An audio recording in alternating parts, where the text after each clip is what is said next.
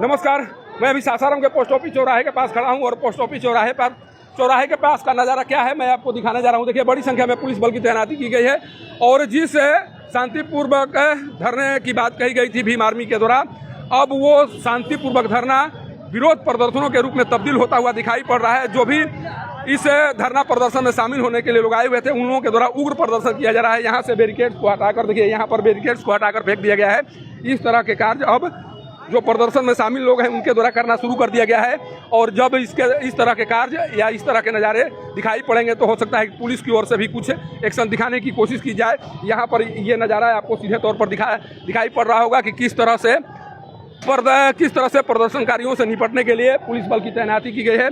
और अब जो प्रदर्शनकारी हैं वो आगे बढ़ते हुए, इस तरह से आगे बढ़ते हुए रेलवे ये स्टेशन की ओर जाने की कोशिश कर रहे हैं। लगातार नारेबाजी हो रही है सासाराम की सड़कों पर। विरोध प्रदर्शन के क्रम में जो शिक्षा मंत्री हैं उनके इस्तीफे की मांग की जा रही है और कहने का प्रयास किया जा रहा है कि जंतर मंतर पर जो कुछ हो रहा है छात्रों के साथ या छात्रों के द्वारा जो मांग की जा रही है उस मांग को ध्यान में रखकर जल्द से जल्द शिक्षा मंत्री का इस्तीफा होना चाहिए और इसी बात को बताने की कोशिश इस तरह से हो रही है। देखिए, इस तरह से वामपंथी संगठन के लोगों के द्वारा पोस्ट ऑफिस चौराहे पर धरना प्रदर्शन किया जा रहा है, अपनी बातों को कहने की कोशिश की जा रही है। और इस क्रम में जिस तरह से ये प्रदर्शन कुछ अलग रूप लेता हुआ दिखाई पड़ रहा है। हालांकि पहले कहा गया था कि शांतिपूर्वक धरना का आयोजन होना है और इसी के मद्देनजर प्रशासन की ओर से शायद इजाज़त दी गई थी, लेकिन जिस तरह से बैरिकेडिंग को इधर से उधर करने की कोशिश की जा रही है, जिस तरह से वो हल्ला मचाया जा रहा है, उसके बाद से ऐसा लग रहा है कि अब पुलिस की ओर से भी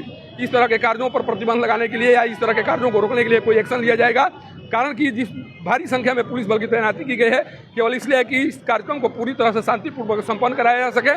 और जब प्रदर्शन के क्रम में इस तरह के नज़ारे दिखाई पड़ेंगे तो निश्चित तौर पर प्रशासन और पुलिस की ओर से भी कोई संज्ञान लिए जाएंगे और जब पुलिस के द्वारा संज्ञान लिए जाएंगे तब क्या होता है, किस तरह से और किस रूप में प्रदर्शन यहाँ पर दिखाई पड़ेगा, उन तमाम बातों को बताने की कोशिश की जाएगी। अभी तक की स्थिति यही है। स्थिति को देखिए और समझने का प्रयास कीजिए कि जिस शांतिपूर्वक धरने का आयोजन करने की बात कही गई थी, क्या वो धरना अब शांतिपूर्वक तरीके से होते हुए दिखाई पड़ रहा है। सासाराम से पब्लिक न्यूज के लिए सत्येंद्र चौबे की रिपोर्ट।